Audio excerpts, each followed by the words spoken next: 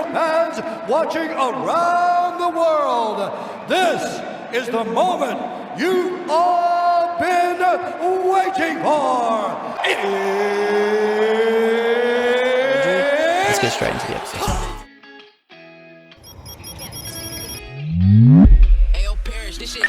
Tryna catch a vibe, yeah, I had to put her on. Bought a two-seater, yeah, we heading for the sun. Shawty got my high, I ain't tripping for the funds. Yeah, I won't start, I ain't tripping, I'm a stun. I ended up getting there and I was like, fuck it, I'll do it. That's wild. I don't take much convincing. That's why I went out last night. I take zero convincing. So wild. But yeah, and then we both had a nearly identical sort of experience. So I was just sort of in a place of like nothing, if that makes sense. Almost like just sitting on a park bench. But it was weird because it was like real. Like it was fucking undescribable. Like it was happening, but you knew it wasn't at the same time. Yeah. And could you say, and I've experienced similar things through other psychedelics, could you almost say it was, because you really felt like you were, did you actually feel like you were on a bench somewhere? Is Yeah. that what it felt like? Yeah. Would you say that that's kind of what people try and explain when they talk about astral projection? kind of, yeah. Yeah, because I had a similar experience one time where I felt like I was somewhere else, but I really wasn't.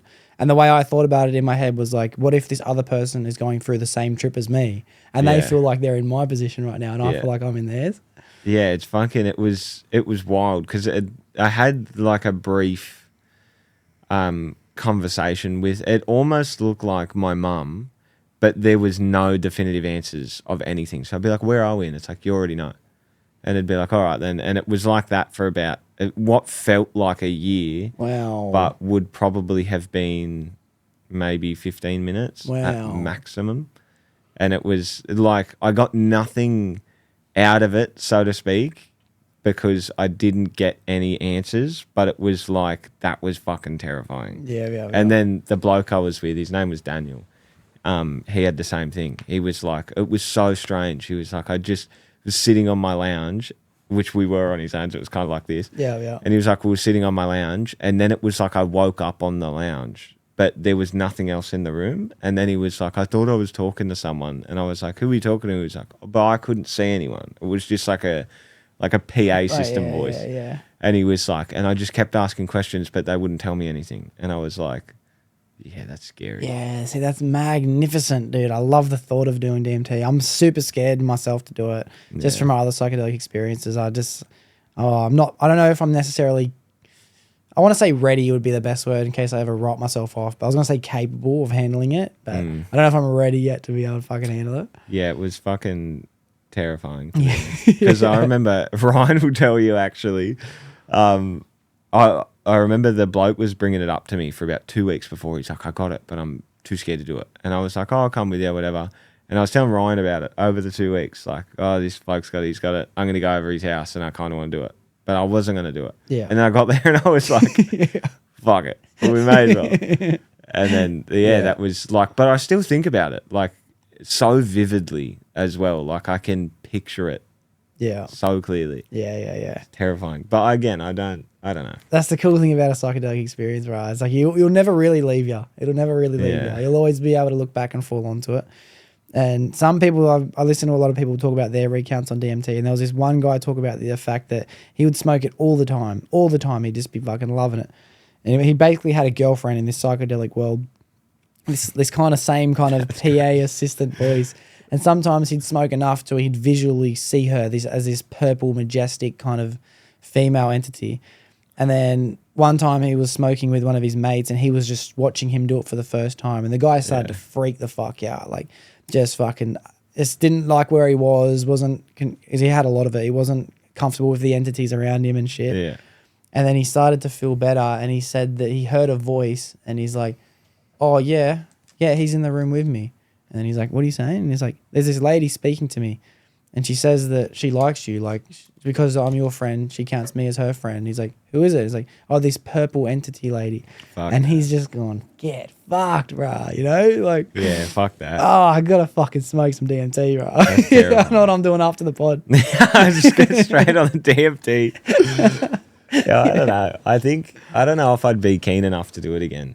Like, I don't know. It's just, I wouldn't know how to handle it, I guess, if something fucking happened. It's like, what the fuck? Yeah. Because, like, I've heard millions of stories, and I fucking love, like, Graham Hancock, Randall Carson, all of them, and, like, hear them talk about it, and it's like, I wouldn't know what to do if I had, like, a full-blown, like, psychedelic trip, and it was like, I can't explain what just happened. Yeah. Like, how did that happen? Yeah, it's cool. It is cool. I think a lot of people, it's scary because a lot of people get stuck, and you hear those stories of like, there's this one famous story of this guy who took LSD one time, and then he was convinced for the rest of his life that he was a glass of orange juice. he couldn't shake it, bro. And he had to stand perfectly tall. Yeah. And other people have experienced this too. Like, I think even Logan Paul said he might have experienced what it was like. Someone he knows maybe. But this one guy was like it forever, bro. And he just had to stay like this because he felt like if he went like this, all the orange juice would start to tip out. And he'd start to die. Fuck that. Someone else I know took a trip one time, and when they were younger, they all used to do it. And he said that one of his friends did it, and he just thought he was a chicken forever. A chicken? He said for the rest of his life, bro, he's just walking around.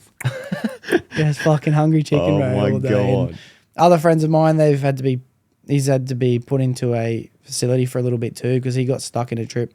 He said he tripped for like 8 hours or something, and it took him like 8 days or something to calm down. And he said that it felt like 8 months of just losing his mind. And then you hear that shit, and you're like, fuck, bro. Fuck that. That's terrifying, bro. I can't imagine being stuck in a trip. Yeah. That's why I've always stayed away from everything. Like, fuck that. Except the biggest animal you except can the try and most tackle. intense one you can do. Yeah.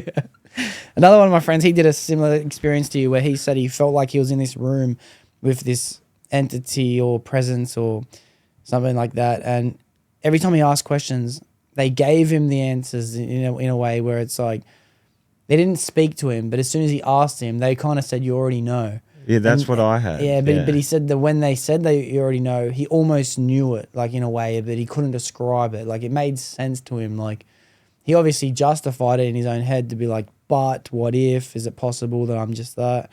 But he said every time he asked, that person was like, you know the answer. You know what I mean? Yeah, that's like all I had was, oh, but you already know where you are. You already know what you're doing. And it was like, I fucking don't. Oh, so you weren't, Nah. you didn't feel at ease when they said Not that? at all. Nah. It wasn't like a bad trip, but it was like I left with more questions. Mm-hmm. And then especially when we started talking, he was like, I had the same thing. And I was like, what the fuck? Yeah. I'm fine not doing that again. Yeah. All right. Well, I'm glad you shared that DMT story. I didn't expect to hear it. That's definitely crazy. What about, we did talk about energy and shit before, but I want to try and steer towards the idea of God. What do you think of it just when you hear the word God? Just as a whole? Yeah, like what do you think? What does your mind naturally go towards when you hear the word? I don't know. Like, I feel like I just naturally go towards God as in like an all-powerful fucking being, which Do you consider it to be like a creator in a sense, or if it's like we're a pastry dish and like we're like almost like a project to this entity? Yeah, or? that's exactly how I would think about it. I don't believe it, but I think about it like that. Yeah. But like even with the God things, it's like there has to be like a start. And it's like you can't explain that with the Big Bang, I guess, but it's like with God, who created God? And then who created him? And that question will forever cycle. And it's like, that's what fucks me up, because then it's like, well, what started the Big Bang? And I'm like, fuck. Yeah. You've got me. Yeah, no I matter don't what, know. we have to try and fucking come to agreement somewhere, you know what I mean? Yeah. Whether you believe in God or whether you believe in things just are the way they are, and it's just a bunch of coincidences that have led us to here. Yeah. The one question that takes that away is, but how? But how? You know? Yeah. But how? Yeah. How are we in this position? I don't know. It's such a mindfuck when you really think about it, because like you have religious people saying that their God created everything, and then you have, you could say atheists or the scientists saying that the Big Bang created everything, but both of them don't have an origin. No. Both of them are just like, fuck, one day it happens. Yeah, That's it. Yeah. It's like, that It's doesn't like, make any sense. yours doesn't make sense because where does it start? And he's like, bro. Same with your fucking Yeah. concept. It doesn't make any sense. That's fucking, I don't know. It's crazy, but all beliefs are crazy like this. Do you think it's cool that we don't have the answers, or do you think it would be better off if we did? I think it'd be cool to know. I just like knowing shit. I like not knowing shit. I Yeah. like the journey of figuring things out. I like figuring things out, bro. Yeah. It's fun. I like not knowing. If I knew all the answers, I may as well be dead. Yeah, that's fair. Like, you know what I mean? Like, imagine I already had all the money. I already knew every bitch. Like, I already had every mate. I already fucking... yeah. What's the point? You know, what's the actual point? It's fucking, at that point, you are God. Yeah, you are. You God. are God. Yeah. Yeah. Yeah, that's fair. I think God's a fun word, bro. I love playing with the idea of it. I think it's... One concept is, and I don't even know if people who are religious look at it this way, but what they are believing is that we are literally an experiment. You know what I mean? We are a concept, an idea that some presence or entity or someone has, and he knows all of our things, and he's designing our lives in a way that can be painted as a picture of a high school kid building a fucking concept, or it could be a video game that some crazy guy has engineered in the future. Yeah. Like, all of these concepts are perfect ways to describe Christianity. Like, you know what I mean? Like any form of religion, to be honest with you, but Christianity is always my go-to. Yeah, it's wild. That's why a lot of religious people also believe the earth is flat. Because they believe that like God created us and we live under the firmament and we live like under God, I guess. I don't believe that at all. I think that's ridiculous. I wish the earth was flat. I wish Really? the earth was flat. I've tried so hard to believe it. I cannot convince myself, and I want it to be flat more than anything. I want to look at the Simpsons movie in the dome, and I want that to be the fucking... I want that to be the all-seeing eye just letting us know the truth, bro. And I want NASA to be fake, and I want the government to be controlling us, and I want all satellites to be bullshit, bro. Yeah. I want the sun to be on a fucking LED thing, Yeah, like the on an Hunger LED Games, swivel. bro. The I Hunger don't know. Games, bro. I want us to be in the fucking Hunger Games, but it's just not, bro. It fucking pisses me off, you know? I fucking cannot stand. I've been kicked off like 5 flat Earth pages, Yeah, like yeah. on Facebook. Yeah, Yeah. because it's so stressful. It's like if you had real evidence, like real proof, it's like fuck it, I'm in as well. But there is no real evidence. It's just their only argument is everything is fake or water can't be curved, and it's like fucking go get a glass from your kitchen and fill it up and you'll see the surface tension bubble over the top of the glass. It's Yeah, like, it yeah. literally does. Yeah, look at a rain droplet. Yeah, and you're looking at fucking like you're looking at on a scale of the planet, not a fucking tennis ball. Yeah. Like, your experiment is irrelevant. And no matter what, neither of the two makes sense. Are we like No. on a floating disc surrounded by an enclosure, or are we on a ball suspended in the middle of nothing with water upside down holding us to the center? None of them make sense. Yeah. None of them make fucking sense, which is why I think the idea of flat earth is so cool, because the people who believe in it, some of them believe there's multiple different pastry dishes, and then some of them believe that we are just in the center of an exponentially larger planet, you know what I mean? And it's Yeah. like you have other continents, and that's where fucking Atlantis is, and that's Yeah. where fucking what are the Nordic and the Thor and all that, Asgard and Yeah. all these other places. I think I couldn't wish that to be any realer. I couldn't. Bro. I don't buy into it at all.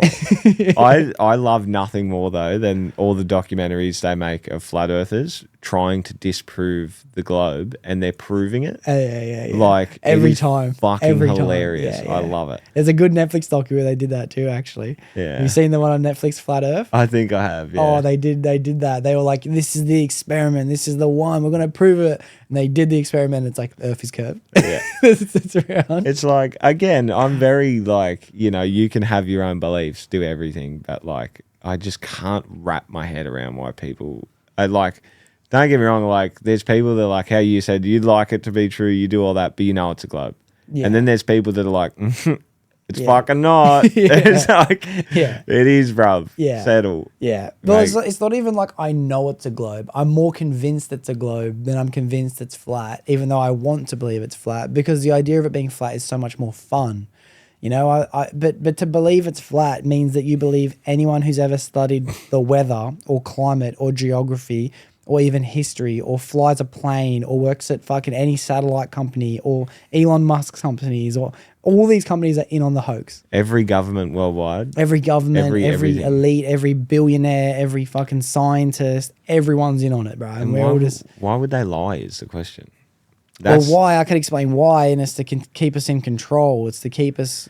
It's the same belief system in the idea that the government is trying to separate marriages and raise kids through schools and create the working class system and all these things. It's to create machines to fuel this crazy society that we all live in. I can understand why, but how is the probability of that being legit?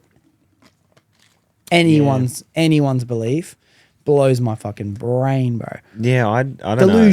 Delusion. I just don't get it because it's like if you can literally go to the top of certain mountains around the world or get in a plane or do these things and see the curvature of the earth. And it's wild. Or you can do your experiments yourself when you see a ship sail over the horizon and then everyone goes, oh, it's light refraction. No, it's not. No, it's not, bro. No, it's not. Yeah. No, it's not. I can see the moon, bro. Yeah, You bro. know what I mean? Well, that's the thing. It's like you can literally see the other planets are globes because you can see them rotate. Like you can see landmarks on the planet disappear and reappear as they circle. And it's like, why would if the government was lying, or why if you don't believe the government's lying, why would every other planet be a globe and ours is flat? Yeah. Like, but again, you know, Yeah, people can believe. anyway, I can talk about flat. I want to give a flat earther one day, actually. It'd be interesting to have someone who believes it on the podcast. Please one have day. me on when that Yeah, I happens. will. That would be We'll do a group incredible. one with a flatty. With a flatty. Fuck. But yeah, we were talking about the concept of God before as well. And I think one way that I definitely look at it, and it's not a very common way to look at it, and it's not necessarily an all-powerful individual that has complete awareness of everything that's happening. It's more like a descriptive word to describe the feeling that I think a lot of people feel, if that makes sense. So Mother Nature and the way that Mother Nature plays itself out is just another way of saying the same thing. It's just another sound you're using to describe it, you know? And I think, I don't know, I definitely believe in God because I believe in the idea of something that is responsible for my existence. Yeah. You know, and that's why I'll probably always believe in God, and I'm looking for my answers, bro. And I think that religion is close, but it's just not enough. Yeah, that's how I feel as well. Yeah. I don't know. I'd love to believe it, and it's a great thing to believe in, but I don't feel like blind faith is the answer. Like, I don't feel like it's like driving through a tunnel with your headlights off. Like, it's just, you're just hoping to come out on the other side, and there's no like proof or evidence or anything that you're gonna make it. You're just going through this tunnel like, fuck, I hope there's something there. Yeah. I want to believe there's something there, and I do, but I just can't. Why do you think that people are religious? Scared of death. Scared of death? They're scared to die and there be nothing. Yeah, I'd Which say. is a rational thing to fear. Do you reckon that? Do you have a fear of that? Not at Do you all. have a fear of nothing? No. No. I don't think I have ever feared death. Mm-hmm. Like, it's inevitable. Like, don't get me wrong, I don't want to die. Yeah. Like, fuck no. Like, I love my life. I don't ever, like, I'd love to live forever, but, like, it's, you know, it's like taxes. Yeah. It's going to happen. Yeah. But, Yeah. you know, it'd be a fantastic thing to believe in, but I just can't. Like, and I think it's a great thing, and it brings people together, not always for the best, but a lot of the time for the best. And you create communities and things around it and help benefits a lot of people. I think it's a great thing to have, but I can't see it. Yeah. I think religion is a concept of multiple different ideas. I think fear of death is definitely one. I didn't really look at it like a fear of death. But have you ever been to a church? Have you ever experienced the community aspect that you talk of? Oh yeah. You have? Yeah, a few Yeah. times. My whole family's like mum and dad are religious, and I went to all Catholic schools growing up as well. Yeah. But I've been to church a few times, and it didn't do it for me. Yeah. But yeah, so you obviously do understand the goodness that can come of Oh community yeah, and absolutely. things like The that. great things that can come from it, and the benefit, and all that. Absolutely, and it brings people happiness. So it's fantastic for them people. Yeah. Unless it's a cult. yeah. I love cults Which too. I would love to go I do to a love cult. cults. I want to go see a cult and just be Let's like, go to my nan's cult. take me in. Take me in. I want to see what it's about. Yeah, I told you before my nan has a cult, and I'll get into Yeah. it on another episode. Yeah, my nan and a couple other people in my family are invested in this one cult. But I want to go there. yeah, we'll go one Take day. me there. yeah. I just want to see, like, Yeah. can they get me? Yeah. Can they, if they got That's Pepsi too Max scary, and bro. vapes, bro? It's too scary. Nah, I want to go. That'd be hectic. And then you I'm- go there and you're like, for fuck's sake, this bloke's got it all figured Yeah, he's got out. it. But I'll play it off at first. I'll just go there like I'm 100% committed. But you'll see me in 3 weeks like, no, but have a listen to him. Like, he knows what he's talking You about. come back to the boys, he's like, nah, trust me, boys, it's all for an act. I'm just trying to get invested. And then after a I'm while, sure you're like, invested. look, some of the things he says. Look, right? he's making a bit of sense. yeah. That'd be crazy. Next thing you know, your wages going into his account as well. Yeah, it'd be fucking crazy. I'd love to have a cult, bro. I'd love to have a cult. It'd be fucking Owning unreal. a cult would be the best. Oh, it'd be the best way to live your life, Yeah. bro. Imagine having a fucking 100%. it'd be the best. It'd be fucking hectic. It's so evil to think, but fuck, bro. It'd be nothing better than being worshipped. Absolutely. What's the massive cult? Scientology. Scientology, Yeah, yeah. Fuck, they even got Tom Cruise, Yeah, bro. bro. They got bear actors, They got bear them all. celebrities, millionaires, billionaires. They got everyone, bro. They're Fucking hood. oath. They got scientists, politicians. They got religious people in their cult. Like it's Absolutely. crazy. They fucking they're wild. No, they got I watched a documentary on them Yeah, I seen a not too couple. long Yeah, ago, yeah. and they're fucking crazy, man. Their belief is so unbelievable. Yeah. And you know what's cool? Some people do enter that cult, go through the hierarchy of financial investment, and they get out at the end and they're like, cunt, I just spent $750,000 over 10 years, and you told me that the universe started when the human race started when an alien dropped its eggs in a volcano.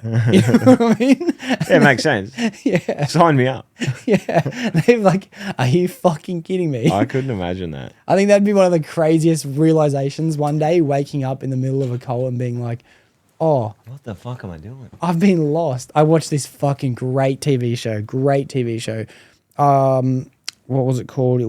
I'll have to remember and put a link in the description, but this person convinced this guy that he was a MI5 secret agent. Have you ever watched this on Netflix? No. Fuck, it's No. so good. So it was in the middle of this time in England when the Irish and England were going through a bit of a civil war, and there was suicide bombings and car explosions and all these things. I think it was called the IRS. Anyway, The IRA, Yeah, Irish IRA. Republican Army. that's it, the IRA. Yeah. So they were going in and doing all their shit in England. Anyway, that's not my point of the story. This guy, this guy's in this bar and he's telling this bartender all about one of his roommates that committed suicide in college. And he's telling him his whole story. And he's like, you do know that he didn't commit suicide, right? And he's like, what do you mean? Oh, fuck. And he goes, the government killed him. The government killed him. They also killed that other guy that's in your college too that recently died that was on the news. And there's going to be a third person. There's 3 of these Irish secret agents, and the government knows they're going to take him out. And he goes, and who's the other guy? And he goes, oh, I know who it is. It's your roommate. And he's like, are you serious? And he's like, yeah, dude. He's like, how do you know this? And he's like, dude, I work at MI5.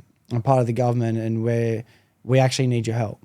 Like, your roommate's the 3rd guy on this list. And he goes, oh, are you fucking serious, bro? And he's like, yeah, straight up. And he's like, so if you're in, bro, we would really appreciate you. If not, it's best if you pack a bag and move out of town. He convinced this guy, sweet talked him.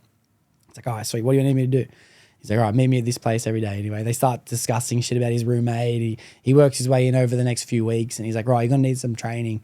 He's all right, sweet. So he's giving him a bit of fucking lessons, kung fu, karate, all this shit. At one stage, he puts a bag over his head, and he's like, look, if you're going to be in the mix of this, you're going to learn how to defend yourself. He puts a bag over his head, kicks the Just fucking bashing shit. some poor cunt. Kicks the fucking shit out of this guy, bro. Fucks him up. Does it for weeks, bro. Every day he comes back, tries to fight with his bag over his head against this guy. Anyway, takes him on this story, convinces him that his girlfriend and his girlfriend's best friend, they're all in trouble. They're starting to know that they're working together, so we all need to leave together. Do whatever you can to convince these girls to leave.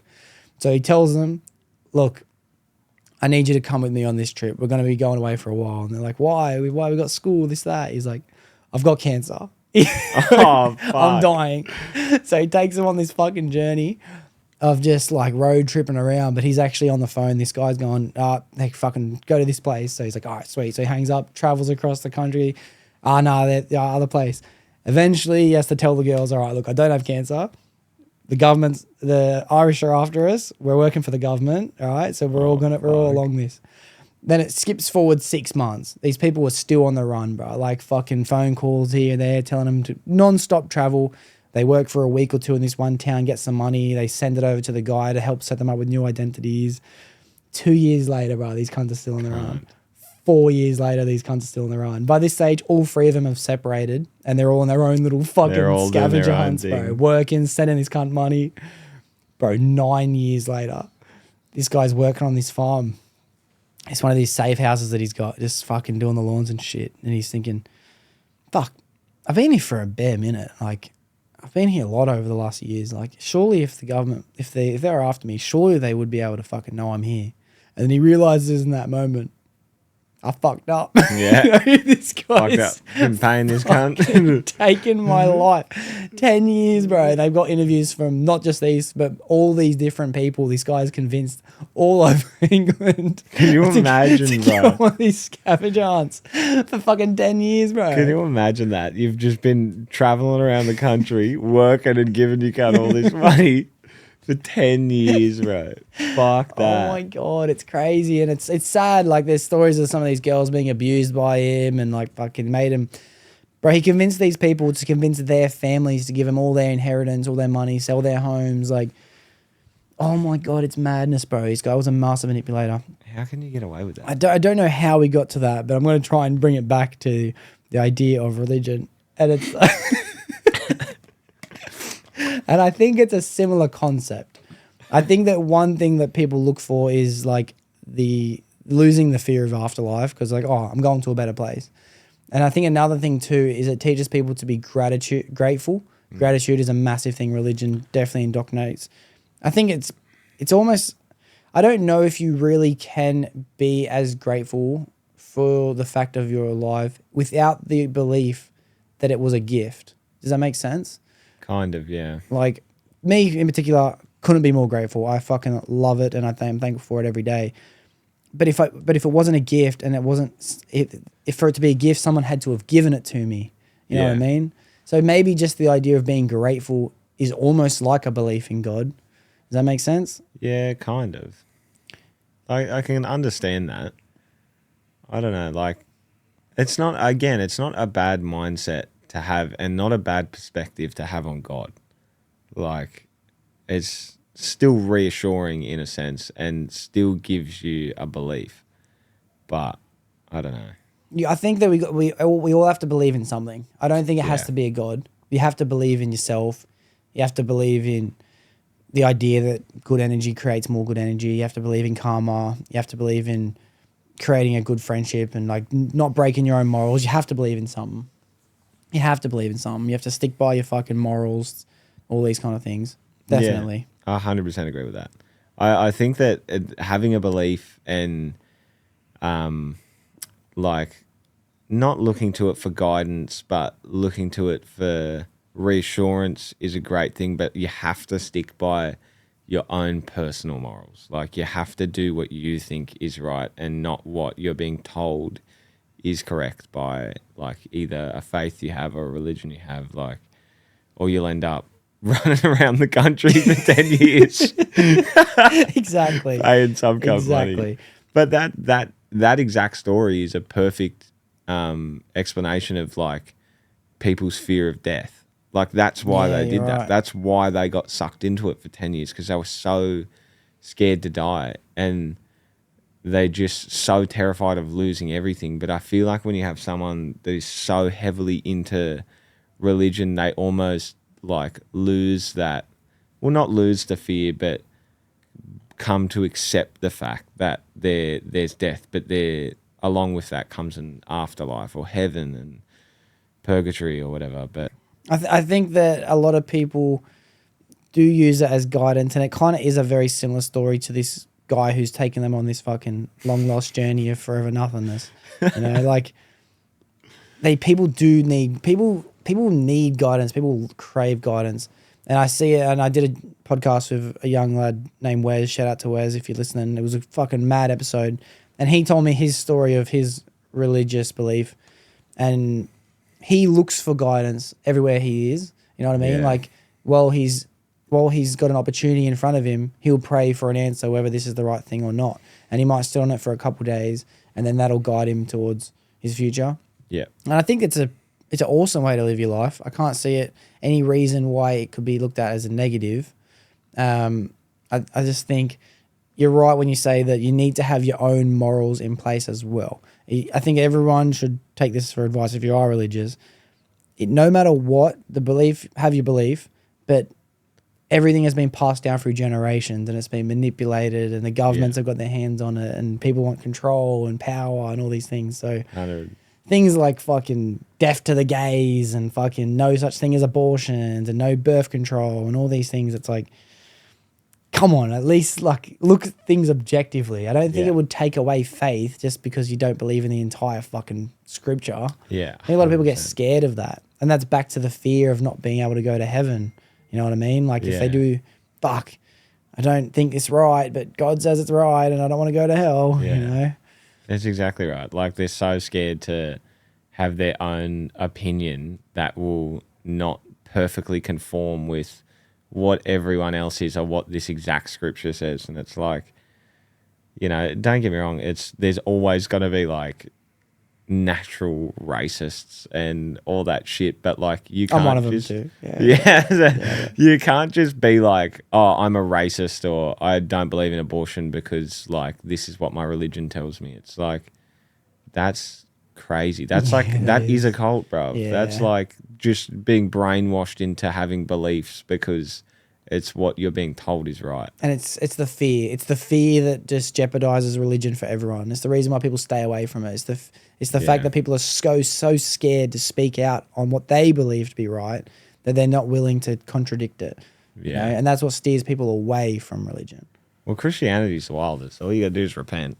Yeah, I Like, know. That's you can do fucking anything and then be like, shit, yeah. my bad. Yeah.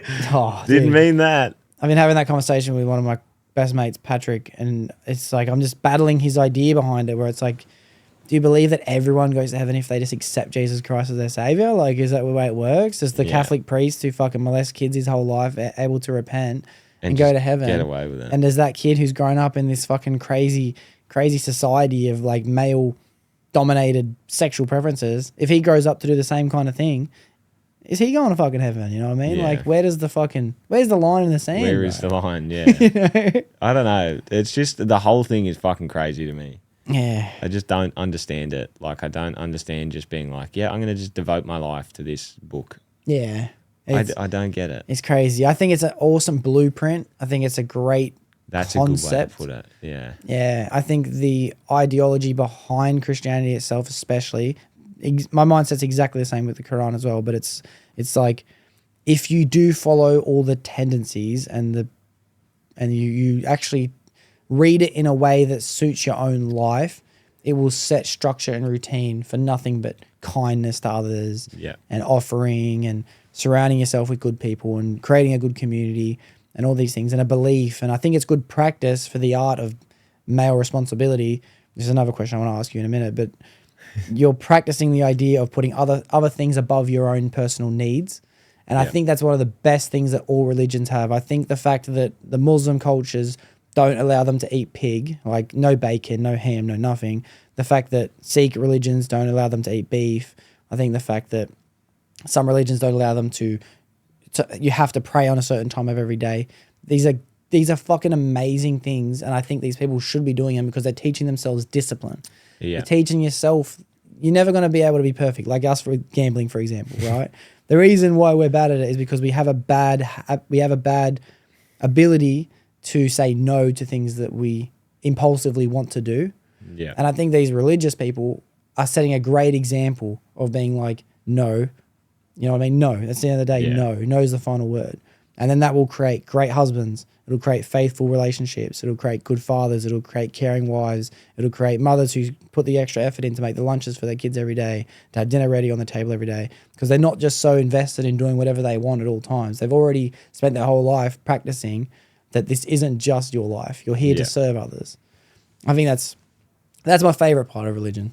It's the practice. It's the practice in it. Yeah, the structure and discipline of it. Yeah. And I guess that's all just up to your own interpretation of what you take from it as well, which I think is a big part of religion. Is like, what are you going to take from it? Like, it's great. Like, again, I don't like the picking and choosing part of it, but I feel like that plays a fucking massive role in all religion. Yeah. Like, picking and choosing what you like and what you don't like. But I think as a whole, most religions take the good out of it and create structure and discipline. But like, it's the same as anything. Like, the one bad for the nine good fucking ruins a whole reputation. Yeah. But I get it. And it's like, it kind of has to be that way. All a religion is a picking and choosing of whatever it came before that. yeah. You know what I mean? It's like how I've said it a billion times on the podcast. I remember me saying it every episode for the last 30, but it's like Buddha walking away from the idea of Hinduism and adding his own belief system behind it. You know, he's picked and Buddhism is a picked and choose religion. Christianity is a picked and choose religion from the concept of the idea of God before, and then like the Jewish religion, and then Jesus Christ came along to set the precedent for like, oh, this is actually the next thing. And then through the raiding and purging and pillaging of the Vikings and the Norsemen coming through and trickling their way in, and the Christians being like, fuck, we can't stop these fucking rabid beasts. We're going to have to like kind of get together. Like what mate Damo explained to me the other day, our weeks are called our weeks because of what the Norse used to believe. Like Thursday was Thor's day. You have like, he explained more days. That's the one that stands out to me the most. Jesus Christ's birthday was never actually the 25th of December. It was somewhere in the middle of March. The 25th of December was the Vikings' holiday. So they're like, all right, we'll give you the day if you give us the God. You know, and they merge them together. The Catholic priest, he wears this giant fish fucking sculpture thing on his head. And the only reason he wears that is because, and it's the same kind of story that the Bible used with Jesus Christ bringing all the fish in. But that was a Norse religion. Not religion, but worship. They worshipped the fish. They worshipped the things they ate. Yeah. So the Catholics are like, yeah, fucking shove it on our head. And that's what that symbol is, bro. The Jesus symbol of the fish. It's just been adopted from all these. So all religions are just picked and choose versions. That's why I kind of argue your point of you don't like the fact that you can pick and choose them, because I think that's our job. Our job is to pick and choose it and take what we want out of every religion. Yeah. Because that's all that religions have done before. Yeah, that's a great point. Yeah, everyone's got the same idea, and that's just gratitude, worship, praise, and what the fuck is it? And you know what I mean? Everyone's just got a different way of explaining it. Yeah. And I think it's fucking crazy. But anyway, the question I was going to lead to, and I got to remember to start putting my shit on Do Not Disturb. I think the question I was getting at was, do you think that men and women have different responsibilities?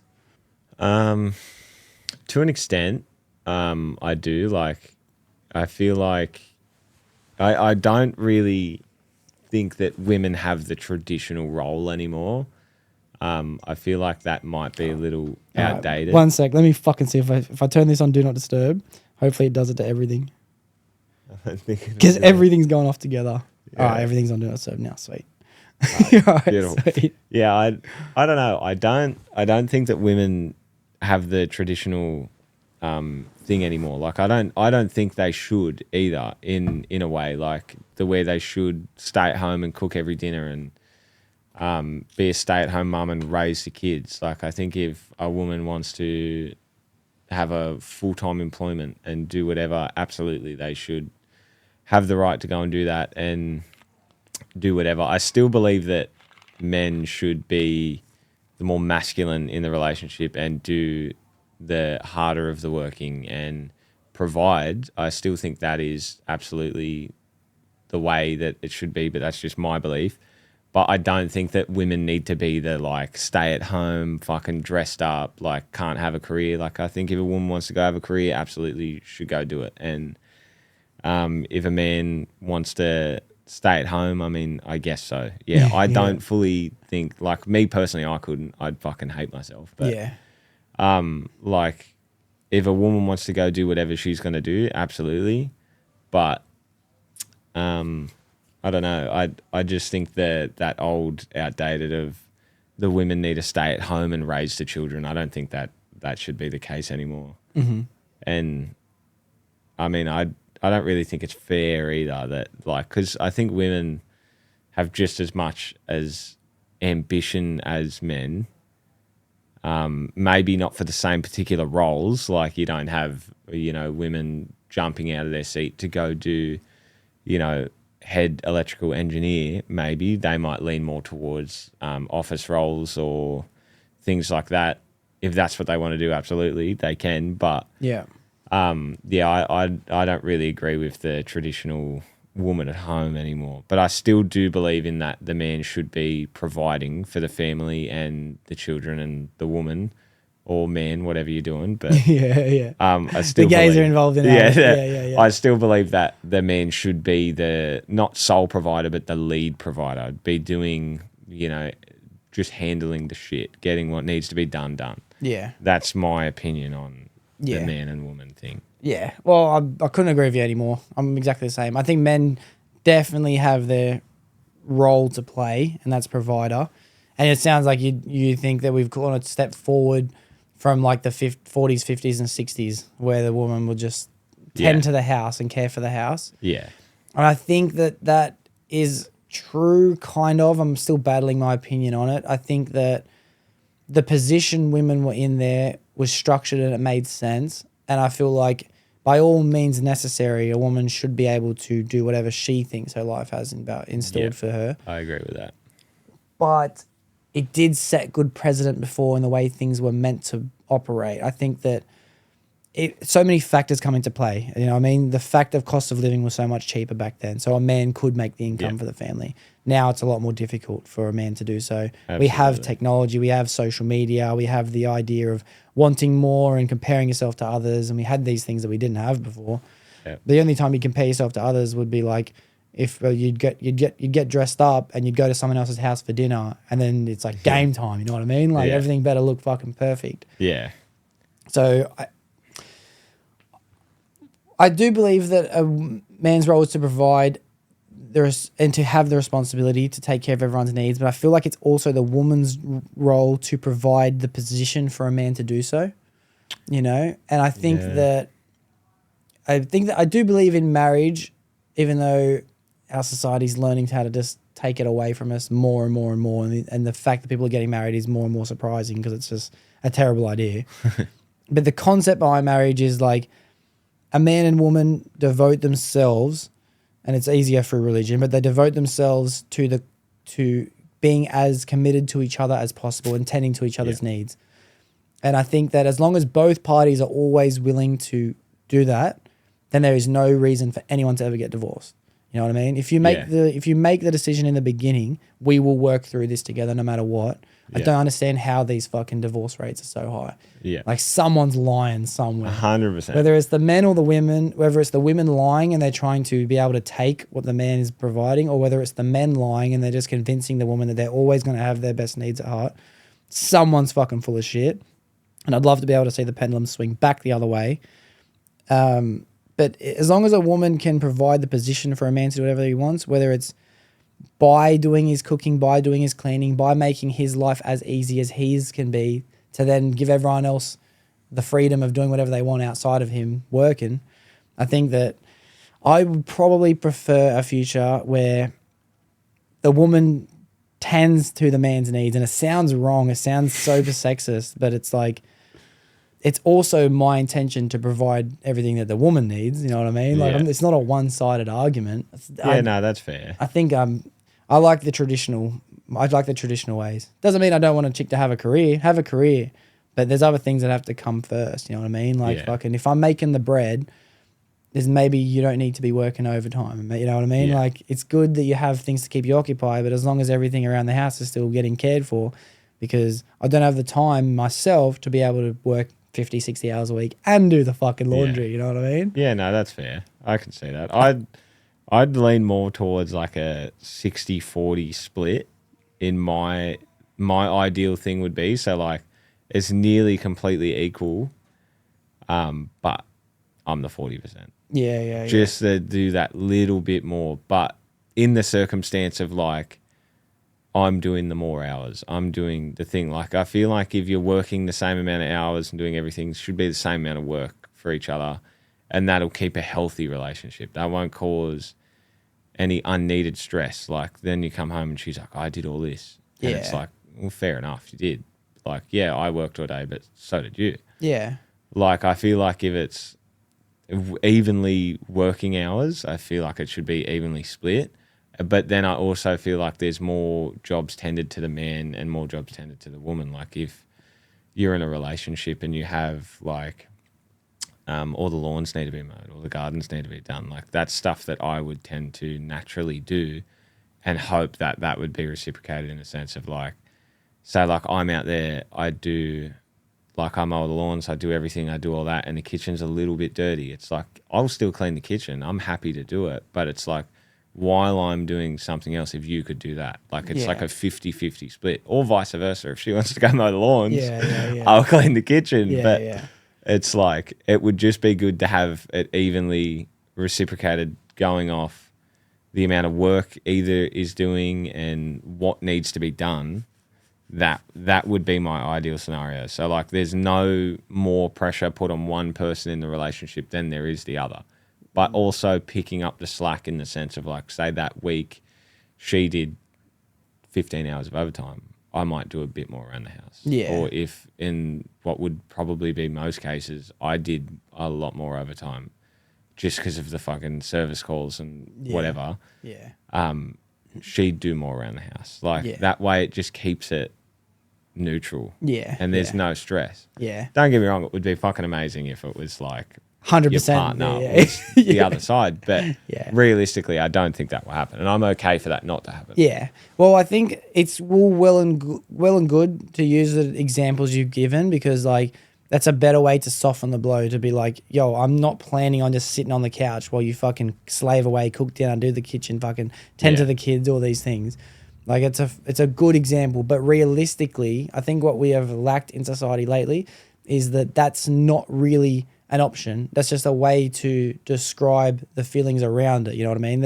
If a woman's got the kids and she's going to be on maternity leave, and then she's going to be raising the kids, and she's going to be picking the kids up from daycare and after in school and all these things, and the man's out working like majority of the time for most of his day, then the argument isn't really necessary to say like, but if you're doing the overtime, because traditionally that doesn't happen, but it's a good way to describe the idea of like, we're still going to be putting in the same amount of effort. Well, yeah, that was the goal, to be like, and I got it. It'd be split. But realistically, I feel like in most scenarios, the man would be working more hours, just given that the fact that men typically work trade jobs or jobs that don't have definitive stop times or finish times, and I think that's good. But I think that's good, because it leaves the room for the economy that we have, where women are based around a shorter working hour day to be able to tend for children. You know what I mean? Like, I think we've built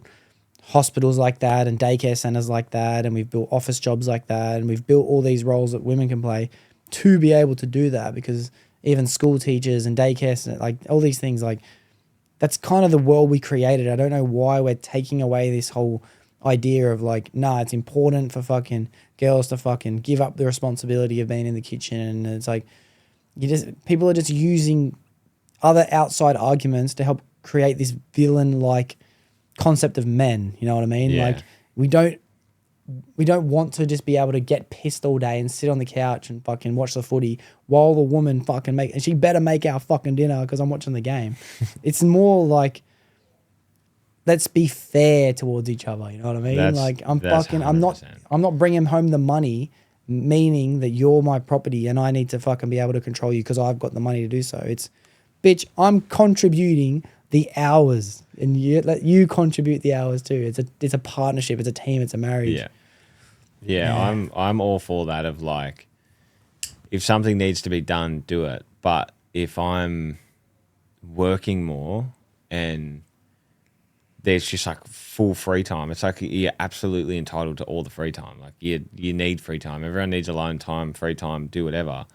But like, say that you've just on maternity leave and you've dropped the kids off at daycare, and you need a rest. Like, fair enough. It's fucking stressful raising kids. So I'm at work, and then you have your rest. You do whatever you need to do. You have the food you probably haven't eaten in a while. Yeah. You do whatever, but then it's like there's stuff that does still need to be done. I feel like you still need to do them things, like, or vice, like if I'm at work and say she's gone to work and then comes home, but I'm not home for another 4 hours and there's all this stuff that needs to be done. It's like, I don't think it'd necessarily be fair for me to come home and do all of it. Exactly right. But on the vice versa, like say I had a day off and there needed to be like loads of washing done, the kitchen was a bit dirty, I would absolutely do that. Yeah. Because that's fair to her then. Like, you try to be as fair as you can to each other, but you have to pick up the slack when the other's, not available to do the work. Yeah.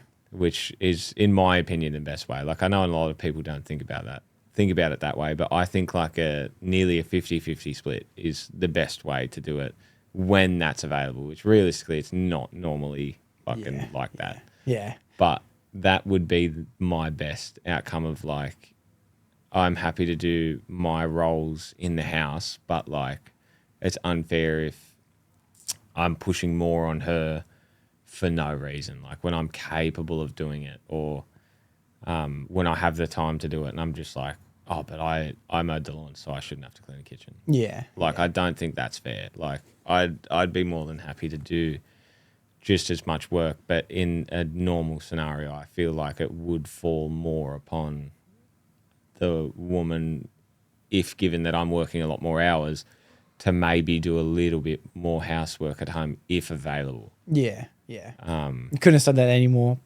socially acceptable, to be honest with you. Well, that's the way that I think about it. Yeah. Yeah, well, it's fair. It's a fair mindset.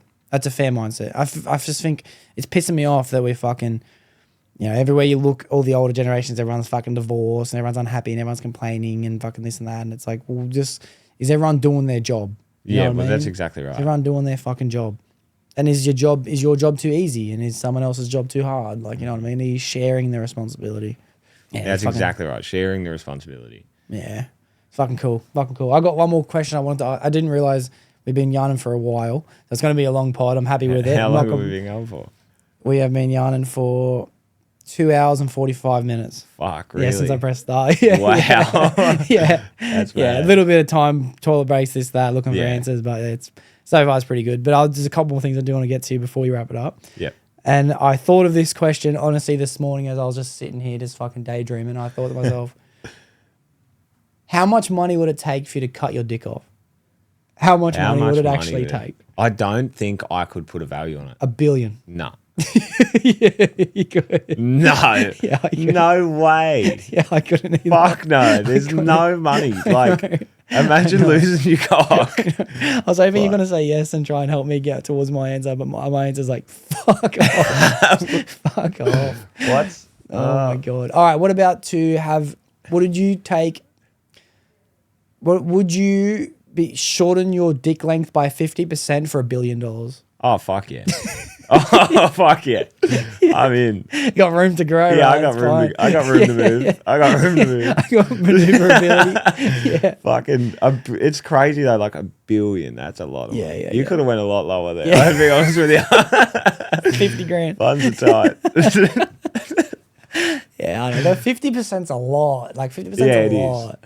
But I'll be left with like 5 mil going. fuck off. I'll be like, fuck off. Yeah. It's just the top half of your knob. Yeah. Fuck, that'd suck. That's half a chode. Half a chode.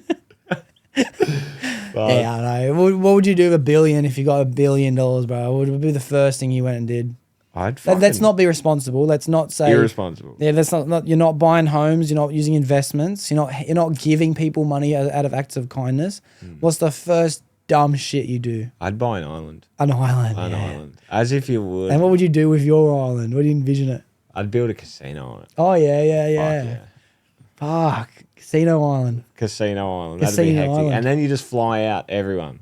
Just fucking come gamble. Boys. Yeah. Just do your thing. Give me all your money. Give me all your money. I don't have enough. House always wins. Yeah, bro. That'd be hectic. I'd probably do some dumb shit like that though. Buy an island. Mm-hmm. Build a casino. I'd go nuts, bro. The billion. I'd obviously. I know we said we not obviously we'd invest it. We'd be able to turn the billion into multiple billions. But when I start going crazy, bro, I'm fucking buying helicopters. I'm buying planes. Yeah. Like Well, you need a helicopter to get to the island. yeah, And exactly. a yacht. Oh, fucking Oh. super yacht. That'd be hectic. Yeah, yeah. I'm Oh, building a 100. fucking helipad in places where I go frequently. Mm-hmm. It'd be sick. One of the things I'd always want to do one day is I'd like to just be able to purchase every single piece of advertisement space just for like a week, bro. Like every billboard, every ad, every sign. That'd I be just like hectic. my face, you know The what I mean? Doxcast. Yeah, no, just my head, like Yes. latest billionaire, you know what I mean? That'd be It'd be hectic. fucking crazy. I'd love to just buy a bit of land somewhere and just write my name on it as big as you can. No one can take it away, Yeah, bro. that'd be hectic. Just put my name everywhere. That'd be fucking sick. Yeah, $1 billion. That's You fucking, can never run through it. No, you fucking couldn't.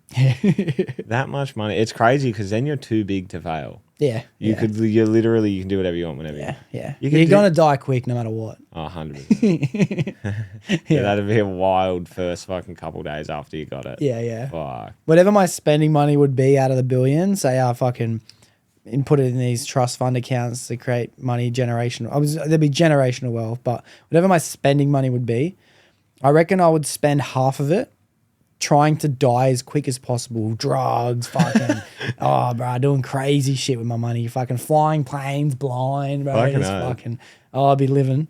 That'd And be then hectic. the second half of the money, I'd be making back those years, bro. I'd be like cold tanks, plunges. I'd be fucking fucking everything. I'd be sleeping with IV drips in me. Yeah. I'd be getting stem cells, knock me out, fucking make me a new man. It'd be best. That'd be fucking hectic. It'd be best. You get the bro. Bender house going. Yeah, yeah, Just yeah. buy a The house. Bender- Everyone coming. Yeah. The Bender house.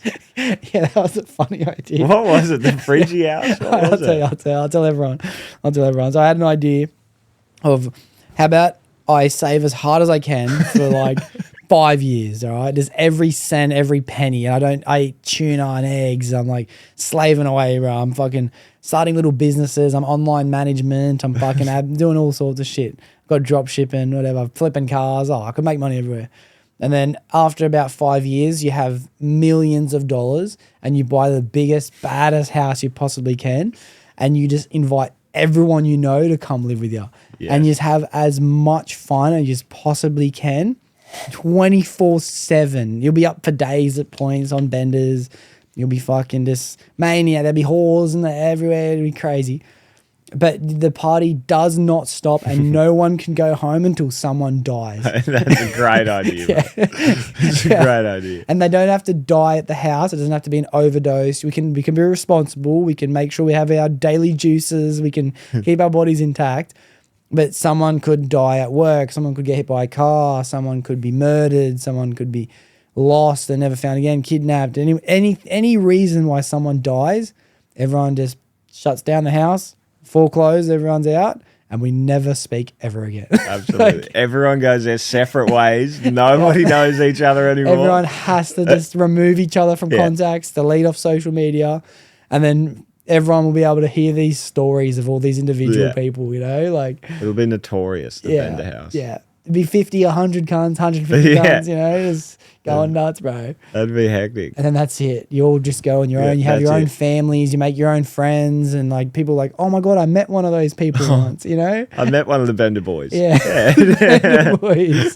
Yeah. That'd be hectic. Yeah. It's actually a possibility of living a life. Like it'd be definitely interesting to do it, but they should someone should do it. Someone should do it. Some group of boys should do it. That'd be hectic. Surely there's cunts out there with money that'll do it. Yeah, yeah. Be like, boys, we're not stopping if someone's dead. You're not allowed. You could get even serious about no one's leaving the premises. Yeah. Till someone dies. The premises. Yeah. No one can go to No one's work. leaving the premises. Yeah. Imagine that. Imagine no one could go to work and someone really has to die in the house. Yeah. Yeah, yeah, yeah. You have your little funeral out the back and then you just never see each other again. That's it. It's good knowing your voice. It's just Russian roulette. Yeah, bro. Every now and then you'll just be eating extra, bro, pills. Like, oh, come on, I can't do this. At least if it's can't do me, this everyone can, anymore. like, you know, I'll be Jesus in this situation. I'll sacrifice myself. And then there'll be the boys that are like trying to get other people to die quicker. Like, oh, come on, bro, I want to go home, bro. Like, I've got a dog. I got a dog. I've been home in 2 weeks, bro. Yeah, it'd be madness. One more deep question I wanted to ask you before we wrap it up with the final segment. And it is a bit of a deep one. I haven't asked anyone on the podcast yet, but I figured today's a good time to start. Beautiful. Do you believe in love? Oh, shit, yeah. You do? Yeah. I also do. What's your concept on it? Like, you think about it often? Not since my ex. Yeah. But fucking, yeah, I do. Shit. Shit. I do, I 100% do, though. Like, I honestly believe in love at first sight. Like, Cool. 100%. Like, just that feeling of just, like, you know. Yeah. Like, and you just, like, loyal like a fucking golden retriever. Just, you don't necessarily have to put them first, but you do in the sense of, like, you'll do anything for them. Yeah. You consider Like, them above yeah. everything, yeah. Yeah, that's my thing of love. It's like, you don't need, like, it almost becomes a point of, like, you don't need them to survive, but, like, it's not the same without them, Yeah. which is fucking, I think, a pretty good explanation of how I feel about it. Like, just loyal, you just can't picture yourself without them. Like, you can obviously live without them, but you just can't picture yourself without them. Yeah. Whether that be a person or fucking whatever. Oh, like while you're together, you can't imagine not being. Yeah. Like, yeah. that's fucking, that's It's how all I you always want. felt. It's Yeah. all you want. Just to be together. So do you believe in the idea of soulmates, if you believe in love at first sight? I don't know if I believe in soulmates, but I'm not counting it out Yeah. because I haven't met my soulmate. Yeah. If I do, You may have, you just may not know yet. Yeah, that's You true. may have, yeah. Yeah, I didn't think about that. Fuck, Yeah. she's out there. I saw this post on the internet once. It was like, sometimes I just think about my future soulmate and I'm so upset that she's sucking dick. Yeah, he's just sucking someone else's dick. Fucking slut. It's fucking slut. It's true though. Yeah. It's fucking crazy. Well, that's the thing when you get in a relationship in like your mid-20s or whenever after you're fucking like, 16, whatever. You're like, this bitch has been sucking I dick. know. This It bitch has been sucking dick. sucks, eh? But I'm sure they have the same Virgins, bro. thought. We need virgins. I'm sure they think the same. Like, this motherfucker's been fucking other bitches. Nah, but- not at all. No. You don't I'll reckon? get back to this, but I have a strong belief system in the fact that the least amount of guys a girl has been with is more incisive for a guy, and the more girls a guy has been with is more incisive for a girl. You reckon? I think if you asked 100 girls, would you rather a virgin or a guy that's been with 10 girls? Every single girl would say a guy that's been with 10 girls. If she's like, mature age, maybe not 16, 17, 18, but like in mid 20s or something. Yeah. If you ask 100 guys, would you rather be with a virgin or a girl that has a body count of 10, they'd all pick a virgin. I don't know if I got virgin. You would, bro. If you put enough thought into it, you would. I put enough You thought into would. it. You would. You would. The ideology of a woman who has never experienced life outside of you is a magical unicorn of an idea, bro. You're her sole provider of life. Breathe, you know what I mean? Like, Yeah. that's that's worship right there. You That's know a what little I mean? manipulative. Like, That's fucking come on. your mind now. Yeah, of Like- course. I think, I'll put it this way. Would you rather a girl that has a body count of 50 or a girl that has a body count of 1? Yeah, one. I think a girl would rather a guy that has a body count of 50 than a body count of 1, because if a guy has a body count of 50, she's been able to tame something that no one else has been able to tame. A guy doesn't look at it that way. A girl is the winner in that situation if he settles down. A guy that has settled down with a girl that has a body count of 50 is like someone to fall back on. It's Yeah. like a safety blanket. You know what I mean? Yeah, that's fair. Yeah. Yeah, I agree with that. I would say that too. But yeah, so your point on was you don't know if there is soulmates. You don't know if the idea is possible. You think it is possible. Yeah, I don't know. I'd say that it's definitely possible, but I wouldn't know until like that day where I'm like, oh fuck, I'm in love again. Yeah. But yeah, Yeah. I'm with you. I think love at first sight is real. And you know when you definitely know when you know. There's 100%. nothing can take that away. My idea of love is like you choose who you want to love, and that's why I think you know when you meet them, because you are actually choosing whether this is the person I'm going to love or not from day one. Yeah. You know, I think that love is almost like a choice more than an uncontrollable feeling. When you're invested in it, I think you can get lost and distracted in the concept of like an undeniable feeling of destiny, which again could be possible. I'm not saying it's not, but I think that you could, and that's why I'm a full believer on the idea of arranged marriages, to be honest with you. Really? I would get one if it was, off. I would Really? get one 100%. Nah. Because I have 100%, and the concept of an arranged marriage, if you want to take away all the annotations that can go around it being bad, is like your parents know the way you grew up, so they know your values and they know what your family values, and they know another family who has grown up with the same values, so then they're able to get their kids together. So the values are what actually matters behind the relationship, and you can choose whether you want to be with this person or not. Yeah, I feel like that's like an ideal scenario in an arranged marriage. Yeah, that's ideal. I don't know if most of them are like that. Most of them are not This is like my that. daughter and 3 goats, bro. There you go. Yeah. Like, I don't think most That'll of be it... 6 pennies. I don't think most of it's like that, but I feel like you can definitely learn to love someone. Like in an arranged marriage scenario, like once you spend time with them and like sort of work everything out, you can absolutely fall in love with them. But I don't know if you can choose to love someone. Okay, that's interesting. I don't know if I agree with that. I think you can learn to love someone. I don't know if you can choose to love someone. Okay. Because my idea on love is more of it is technically a feeling, but it's more of a concept more than a feeling, because I think of love as the idea of putting someone else's beliefs and needs and desires above yours in hope and belief that they're doing the same thing towards you. So I feel like if you have the belief that someone else is putting your needs first, you can choose to love them. Does that make sense? Because you're grateful and you found someone who is valuing you and who you are, and you're going to be able to fucking do the same thing in return. Does that make sense? I get that, but that also doesn't explain like when you're just madly in love with someone that keeps hurting you.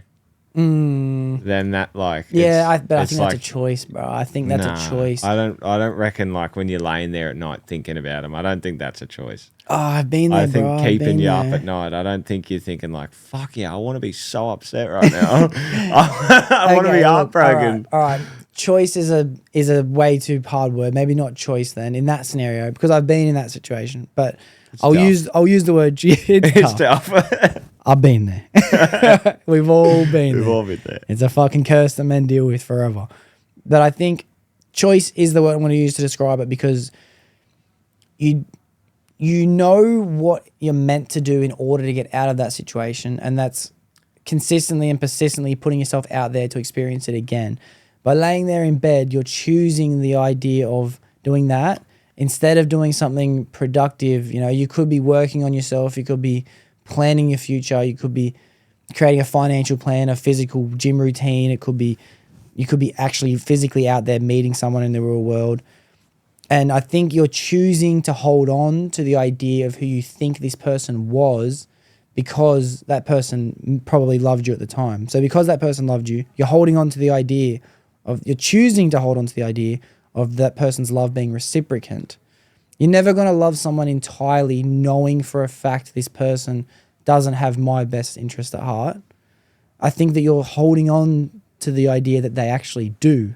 You know what I mean? The fairy tale high school first love romance of a forever story of always just wanting to be each other's support system kind of fades out when people look for different things. It's like, just say our examples of like a girl wanting to experience something else. So you hold on to that memory, that feeling, you know, but it never really, it's not there. It's not real. It doesn't exist. So I think it is a choice. I think you can choose whether you want to admit that it's not real and let's go out there and find that again, because that thing that I'm really wanting in that person doesn't exist, and it has nothing to do with that person. It's just what I thought of that person. Yeah. I don't know if that's making sense. I agree. I hear what you're saying. I don't think I agree though. Mm-hmm. I completely see where you come from. Like what you're talking about makes sense. but I don't see it because like I'm still heartbroken, and it's like fuck if I could not. Yeah. Absolutely, fucking beautiful, but. It's like, it's just one of them things. It's like just the same as the perfect example of a scar. Like it just takes time to heal and eventually it's a wound and then it's just a fucking Memory. a memory. Yeah. Like it's just Good analogy. Good analogy. Wow. all I over love it. that. All over it. Yeah, I loved that. Well, it might just be a timing thing then because Yeah, I I've think definitely that's it. experienced it in the past and it took, to be honest, a long time for me to wrap my head around what I was really experiencing. And I really do believe, and I didn't realize it at the time, but once I got over it, I realized I didn't really value that person because that person isn't real. I made up my own identity for this person. Does that make sense? Like, Yeah. I learned that what I really valued in that person is actually someone else. That person is someone else. And it's Yeah. my job to find him. And whether I mold someone I meet into being that person or not through Yeah.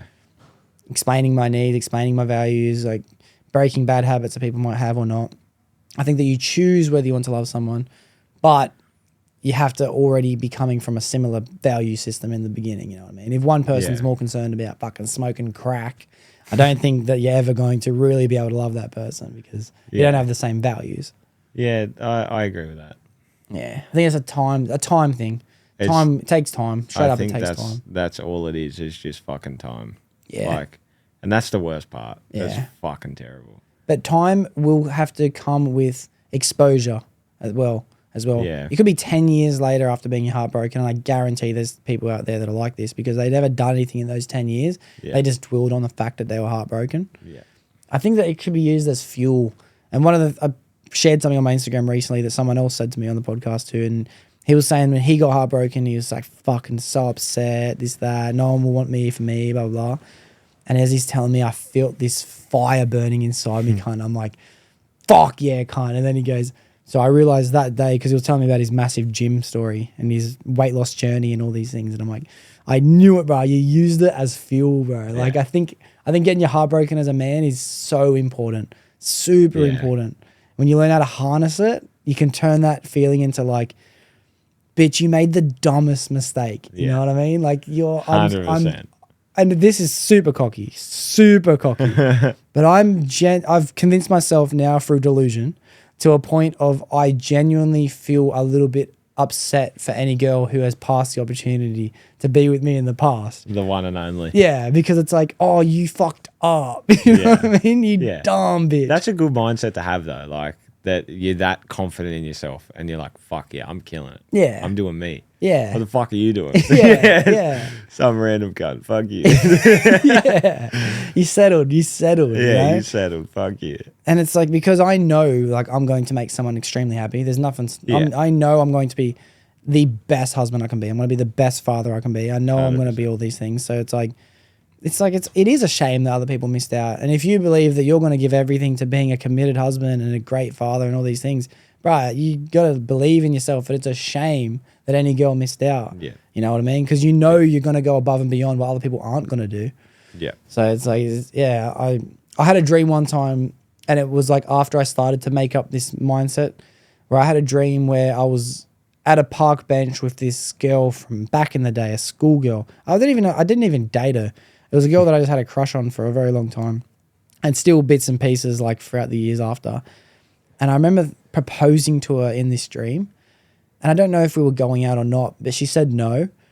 And that was like my moment when I realized like, oh my God, like I'm not upset that you said no. Like I'm almost upset for you, and I'm grateful now because now I get to go find the person that's meant to say yes. Yeah. It was a fucking life-changing dream. Well, Life-changing. That's it. I think you need to experience heartbreak as a whole and learn from it. Like, why didn't it work out? And then you learn what you really want out of a relationship. Like I know I did. And you take what you learnt from that past relationship and use it as an early thing in the next. So like this, I can already tell this isn't it. This isn't what I want. If you can see through them rose-colored glasses, you can be like, I'm Rose-colored noticing. glasses. I like that. If you can see through and be like, no, this is similar to I didn't like them things last time. And then you can communicate about it. And if it's not something that can be resolved, it's done. Yeah, that's a mad. I'm stealing that. I'm using that. I'm fucking straight up. I'd never thought about it like that before. Because it takes a long time to learn the shit you don't like. So bring him straight away. Yeah, you got to go straight away. That's evolution, bro. That's evolution. That's crazy. I love that. You blew my brain then. I like that. I think you also learn what you don't like about yourself too through heartbreak. You learn from your own mistakes too. Like Yeah. I know what I did wrong in my last relationship. Yeah. We don't need to talk about it. Oh, me too. Me too. But yeah, like I can look back, and one of the main things I can really, really take out of it is sometimes less is more. Yeah. Like fucking, you just settle. Yeah. Like, don't be so full on. Yeah. Which Yeah. is fair. Not in a fucking aggressive way, or anything, but like Yeah. sometimes just trying too hard, and it's like I wasn't getting certain things reciprocated, and I fucking put too much effort in. Yeah. Yeah. Fucking rose-colored glasses. But if you find the right person, bro, I think that it's easy to fall into that mindset of putting someone else's needs and putting in the extra effort and going above and beyond because they're so appreciative of the things you're doing. 100%. So it's like it's good to be able to create a blockade and be like, yo, there's no point going past this point if I'm not getting anything in return. But it doesn't mean you cut that shit out of your life. Yeah. You know what I mean? You just know where to invest it. 100%. I agree. Yeah. Fucking think heartbreak is so important. One more point on topic as well is like one thing that I really do think, and this is super, super offensive and super like, what's the word I'm looking for? But like almost not narcissistic, but like, what's another word for a narcissist? Like a bit of a psycho, but Manipulative? not manipulative, but it's another word for like a narcissist. Anyway, I think that it's also important to experience what it's like to break someone's heart, just as important as it is to have your heart broken. No, that's fair. And I don't think it means go find someone and break this poor bitch's heart. And make them fall in love and then break their heart. No, but it's a massive lesson through the journey that you take out of it. Because it's probably harder, and I'm going to be honest, going through both situations in the past couple times, breaking someone's heart is fucking so hard, bro. So hard.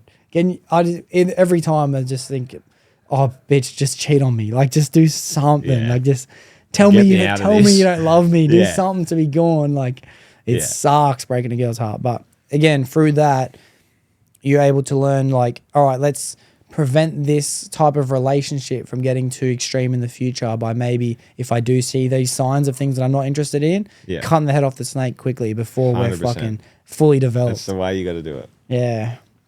Just got to learn from your fucking mistakes. Yeah. It's like anything, but there's also people out there that cannot learn from their mistakes. So they have to fuck up like 10, 15 times to learn from their mistake. Yeah. And well, I got mates like that. Yeah. And it's fucking hard to watch. It is. Train wreck. It is. I've been that mate. I've got those mates, and I will continue to have those mates as I get older. It's just part of being a man, bro. Yeah. Having your fucking heart stepped on, it sucks, but it really is something that you have to go through. You got to do it. Yeah, you got to do it.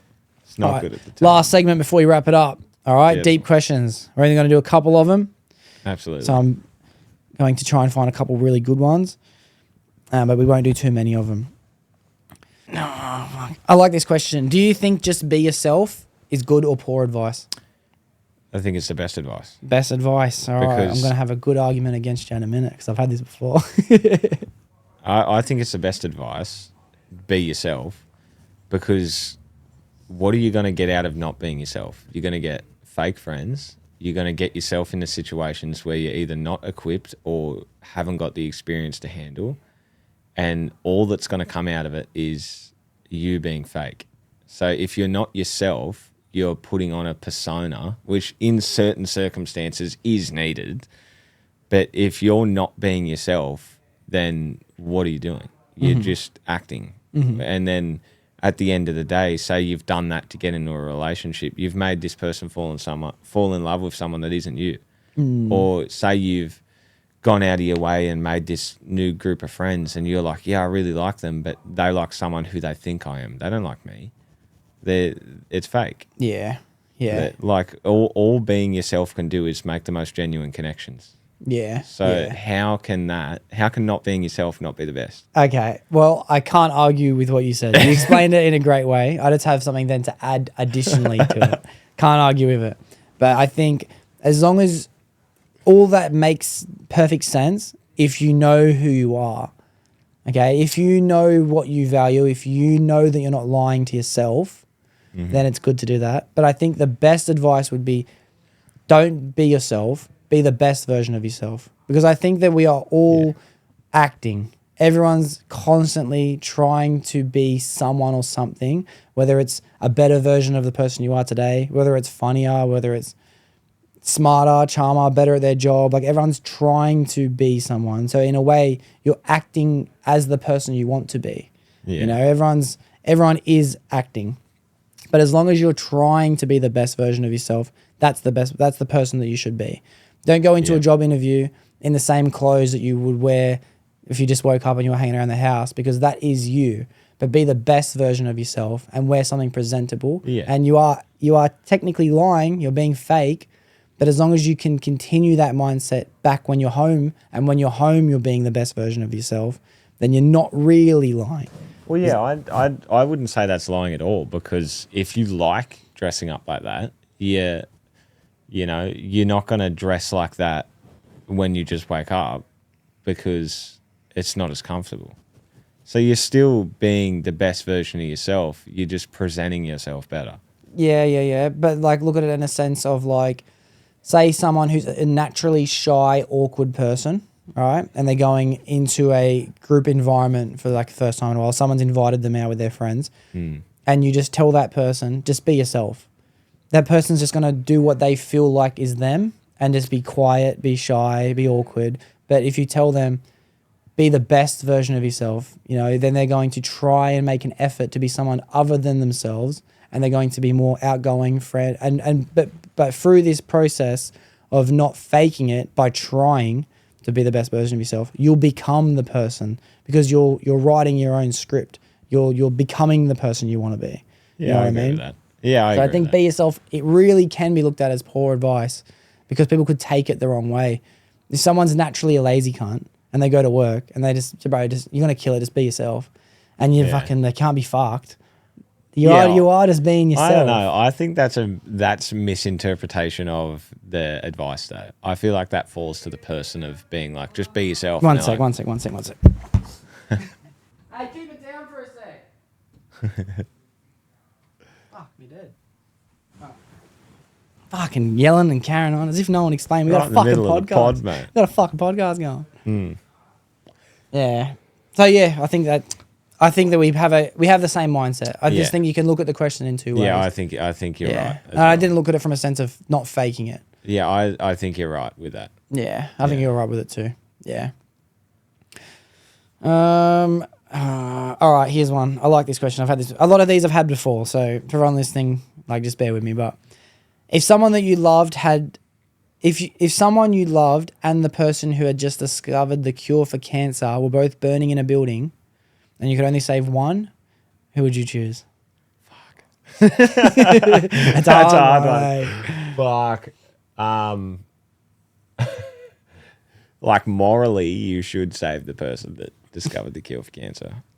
Maybe. It doesn't necessarily mean morally. I don't know, because that's the old, like, you have 3 80-year-olds tied up on a train track and the one young person. Yeah. Because it's like, yeah, you save the person you love and, you're fine, but then you've just doomed, fucking hundreds of millions of people. Yeah. So for the sake of that, I don't know. How long have we been together? It's your soulmate, bro. Fuck. It's your soulmate. Yeah, that's hard. I would like to honestly say that I would save the person with the cure for cancer, but I think in the moment, nearly every single person would go for the person they love. Yeah. And I think that's what I would do. I would do the 100%. Yeah. I'm with you. I would like to say the other answer, but I think in the moment, you would naturally just 100% save the person you love. Yeah. In the moment or not, I look at it like this, where I understand that the world would be a better place, all right? Mm-hmm. But when it comes to something like love, and you're already giving someone else your entire world, and they're your reason for being alive, right? Yeah. It's not my responsibility to save the world. It's not my responsibility. No. It's my responsibility to save the world if I choose it to be, and if I can save the world without harming the people I already love, then I'll take that. But it's not my fucking job to save the world. It's my job to do what's best for me and the people that I care about. Yeah, that's fair. So I definitely let them die. Let them die. Fuck 'em. Yeah, that is a very hard question though. Yeah, But it is. It is hard. I And it's thi- the same thing with the train check situation. Honestly, I wouldn't touch the lever. It's not No? my decision to make. You know what I mean? I would not pull the lever. Yeah, that's I'd fair. let the fucking train do what it's going to do. It's not my I didn't kill these people. I will not die with the consciousness of it. Yeah. Yeah. That's fair. Yeah. Yeah. Yeah. I Alright. agree with that also. Actually, I've never thought about that of not touching the lever. Yeah. Unless it derails and cleans them all up. Yeah, everyone dies. That'd fuck it. Yeah. Yeah. Oh, you know what I'd do? I'd take the kid and I'd throw him on the other track. You'd throw them on the other Yeah. one. Yeah. No matter what, I'm safe. Yeah. I love it. Yeah, right. All right. What's more important, doing things right or doing the right thing? I feel like that is also very like based on the circumstance. So I honestly think that doing things right is the best way because it can cause like a short term like pain or problem, but doing the right thing can really fuck up everything. Like that can be related back to the cancer and the one you love question. Yeah, like true. the right thing is to save the person with cancer, like with the cure for cancer, but we all probably wouldn't do it. Yeah. Yeah. But yeah, I'd probably go doing the right thing in that. Just because I feel like at the end of the day, that's what's more needed to be done than what you want to do. Mm-hmm. And that's, I think, how I'd handle it. I think I'm trying to answer the question for what it really is, and I can't see, because right is objective and subjective, you know what I Yeah. mean? Like right is a personal preference and it's a personal opinion, just like with the fact that some people think that you should have to fucking pray every day, or some people think that you should care and look after animals and fucking adopt all these children. Like everyone has a different opinion on right. Yeah. So I guess I can't see the question in any other way than doing the right thing is what's right. Yeah. I can't actually see it any other way. I don't even know how to answer it. Yeah. I'd go right thing. Yeah. Right thing. Yeah. All right, we'll do two more. Do you believe that a leader is born or made? I believe that leader is made Nice. because like you don't I don't feel like I feel like they're born to an extent, but you're not just a natural born leader. Like you rise to the occasion, and I feel like anyone has it in them, but some people are just more prone to stepping up to the task and just being like, look, I know what needs to be done and I'm going to fucking do it. And if no one else is going to do it, I am. And I feel like it's natural in human behavior for people to just like follow someone. So I don't necessarily even think that it's an enormous thing for someone to step into a role and be followed like a fucking cult or whatever. Yeah. It could even be just like in a workplace environment, Yeah. team leader. It could be a fucking friend group, communication, organization, anything. Like I do feel like being a leader is definitely something that you have to strive for and want and work on, but I don't feel like that someone's just born in a position of like, you know, unless you're a fucking dictator or something, but like you're just not born into it like, I'm going to fucking run shit. Like you just have the ambition and you're willing to take advantage of it and you're willing to do what needs to be done. Yeah, I'm with you 100%. Leaders are made, leaders aren't born. And to speak on the dictator kind of segment as well, but it's like if a king is now the next in line to become a throne, or a dictator has now been given, like Kim Jong-un he's only in the power because his dad gave him the power. Yeah. Any fucking famous warrior or any shit from like that from the past, like Ragnar, for example, he gave his throne down to his sons. It's like there's a difference between a leader and a ruler.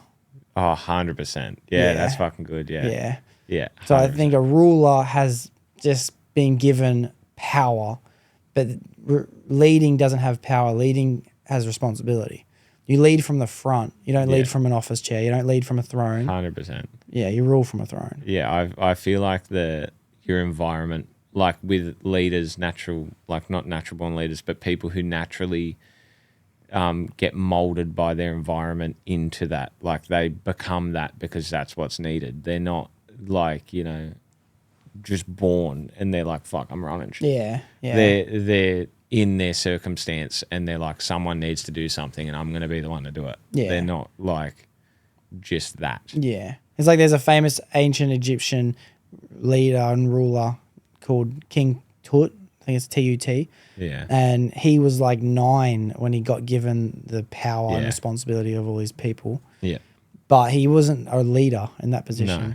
He had He was influence just and role in models. charge. He was in charge. He had Yeah. influence and role models to help mold him into becoming a leader. And he probably would have been the greatest leaders of all time, but he died at like 19 years old. Yeah, he died Which was young. crazy. Yeah. Crazy. Interesting story, King Tut. I think everyone should look into it. But we have one more question, so I'll find a good one. But I always like to say this before I get to my last question. Thank you very much for coming and doing this episode with me today. Of course, it's been a pleasure. It's been good. I've loved it. Actually, this has been great. Yeah, it's good fun. There's nothing better than getting deep, bro. It's fucking sick. There's nothing better than getting deep. I love All right. Well, I'll touch back on that in a second, then I'll find this last question. Yeah. Oh, fuck. Can of worms, bro. Can of worms. Fuck, here we go. 3 words. Does gender matter? Oh, don't do that to me. In like, as in transgender or However you want to. I'm not pushing any ideas or trying to drag anything out of you. However you want to answer the question. But whatever you do go on, I'm going to add to it. Whatever you go on. Does gender matter? Personally, I don't think it does. As in male or female, I'm under the belief of that you can be whatever you want to be. You can do whatever you want to do. I just don't think that it should be forced upon people that don't share that opinion. Perfect. I believe that if you want to be like, I don't want to be offensive, but whatever gender you claim to be, non-binary or whatever, Zem, Zazer, Zing, yeah, whatever, Jingling, Bing, like, whatever. Yeah. go for it, do you? But I shouldn't be berated for not sharing your opinion. Like that shouldn't be a thing. And if you want to have support or do whatever, that's fine also. But the way that it is handled most of the time is not the way to do it. So I don't believe that gender matters. It wouldn't bother me whatever someone is or whoever they want to be or who they marry. I'm just happy for people to be happy. But my only issue with it is I don't think it should be forced upon people or forced upon young children that aren't able to yet make up their mind on what they're doing or who they are, and it shouldn't be forced upon people who don't share that opinion. Perfect answer. I'm with you. And I'm just realizing now when you say it like that, fuck, to be honest, I got like 10 things now. But I got to try and get them all out. But I'm all for people deciding whoever they want to be. It's none of my business. And I think that one concept that has helped me explain why the world is changing in the way it's changing, because we didn't have these things 10 years ago. Yeah. And it's like they were starting to trickle in, I guess, 20 years ago, little bit 10, kind of heard about it 5, and now it's fucking everywhere you look. Yeah. Every fucking, to be honest, I'm going to cut this bit out. So for everyone, like, bear with me. But anyway, we're back. We're back, everyone. We're back. Sorry. We're Heart-to-heart moments. Yeah. Yeah. But one thing I was saying helps me understand it a bit more too is the idea that we are almost becoming one with technology as the human race is evolving, right?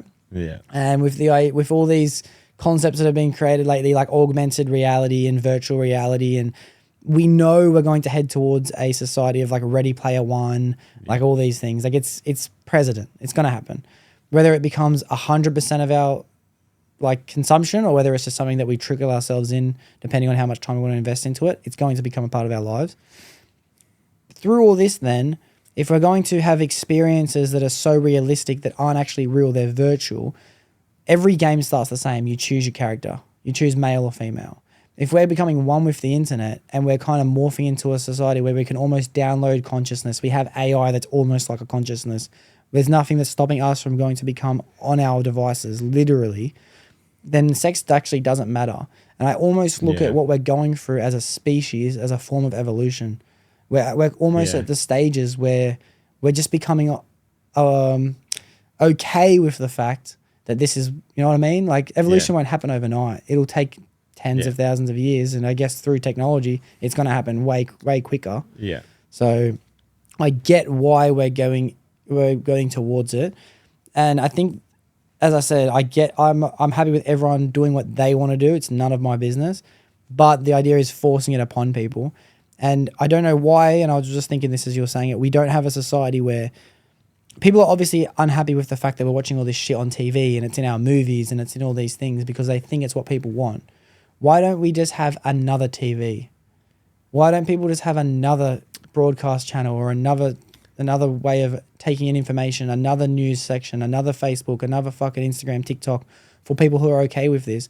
Why aren't people who are unhappy with it, instead of trying to fix things that are starting to morph, someone needs to give up the fucking reins to this fucking community or tell this community needs to go out and make something that these people feel more a part of. We don't have that. Everyone's trying to merge all these different ideologies together. Yeah. Leave them fucking separate, bro. We don't. Well, the problem with it all is that you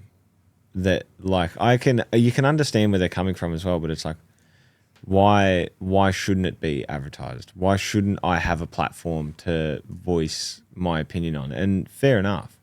But the problem is when they start changing everything. Like, I don't have a fucking problem with it. I don't see anything with it. But how they made the Little Mermaid, they changed her skin color. Yeah. It's like, I don't give a fuck. But, like, why do that when it's always been that way? Like, don't get me wrong. I don't care. Good on them for doing it. Like, but the only reason that they did it was because they're trying to conform with like, oh, everything needs to be pushed now with gender neutral terms and all this stuff. And it's like, but you didn't need to do that. And it's going to cause an uproar. Like, why do it? Again, I just want to say I don't have a fucking problem with it. Yeah. But I don't understand why they feel like it's so necessary to start changing all these things when it's like there is no need to. Like, it's not like it was racist or it was anything. It was just like with the new uproar that's happening, they felt like they had to. And I feel like that's the problem with a lot of like big corporations nowadays, especially like, look at, was it Budweiser? Yeah. Perfect example. They did that. They actually they lost billions in the first week, and they actually had to remove Budweiser from a lot of bars and clubs in America because people that were seen drinking it were getting bashed and attacked. Yeah. And it's like, and to be honest, I gotta be real, bro. I get it. I'm all for people expressing themselves and choosing whoever they want to be. This is your world. This is your life. This is your experience. Do whatever you want. Do whatever you want, and don't let anyone tell you not to. But the problem these people in this community and all these woke culture shit is doing is they're not adding something, they're taking something away. Yeah. You know what I mean? Like, as you said, there's no need to change the Little Mermaid from a fucking white girl with red hair. Like, let every ginger girl grow up and have that be her idol. Add a fucking black mermaid to the story. You know what I mean? That's a great point as well. There's no need to replace things, add things. If we've learned anything over the last fucking 5 years in particular, we have so much more capability as a species to consume exponential amount of information. I remember growing up watching a TV show at a time. You know what I mean? I'd watch Supernatural. Next year, I might watch fucking Breaking Bad. Now, I could watch fucking 80 different fucking TV series, absorb them all. I've got 50 different podcast channels that I listen to weekly. I can drive my car and listen to one thing while I can fucking think about something else. I can get to work, read a book on one thing, put the book down, pick up another book. There's nothing stopping us from adding to our fucking culture. 100%. Yeah. But they're fucking just taking things away. And the most dangerous thing is they're not just taking away things like pronouns and all these things and male and female roles and responsibilities. But for the first time in history, we're actually dealing with someone forcing something onto someone else. There's things that we've always been able to not do. You are not allowed to deny the Holocaust. I don't think you're allowed to necessarily say that 9/11 was an inside job. I think that has repercussions. You're not allowed to name your kid God, name your kid Allah, name your kid fuck. You're not allowed to fucking swear on TV. But now for the first time, you have got people telling you what you have to do, and you have to call someone by their pronouns. That's never happened in history. See, I just don't understand it, because I feel like I'm more than happy for that to be a thing, for people to be their pronouns, and I guess I support it. Like, I'm happy for it to all happen, and I want it. You know, if that's what they want to do, that's what they want to do. But that's what I don't agree with, is the forcing it on people, like, especially impressionable children. Like, yeah. But I'm all for the, you know, people to change their fucking gender and do whatever, I guess. I mean, I don't have a problem with it. Or if they want to be called something else or do whatever, that's perfectly acceptable with me.